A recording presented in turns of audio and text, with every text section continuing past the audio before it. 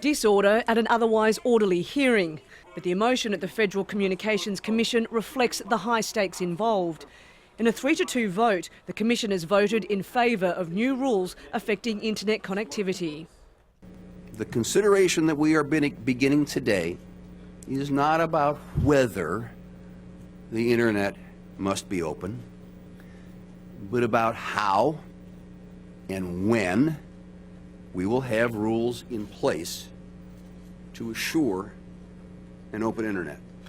The proposal could see internet service providers in the US charging content companies like Netflix and Amazon more money to deliver their product faster to customers. These rules that they're proposing are the first time where they would allow a two-lane internet, a fast lane for a few big companies, a slower lane for all the rest of us. Instead of putting unnecessary tolls on the information highway, the FCC should follow the European Union's model and really protect net neutrality. I got a good idea of what it should look like.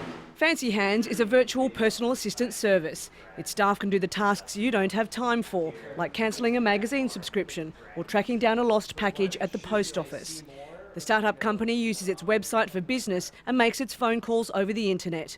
If Fancy Hands wants faster connectivity, that could mean greater overheads. It could get to the point where our provider then has to pay a lot of money, which would pass the cost along to us, which would make us wonder, do we keep this feature? Do we charge extra for it? You know, how do we change our business to get around that? Telecommunications lawyer George Foote says customers won't be any worse off than they are now.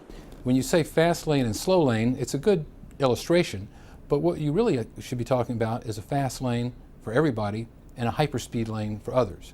The FCC decision marks the beginning of a 4-month public consultation period, but it also gives big companies with deep pockets the chance to lobby against the change. Cath, Al Jazeera, New York.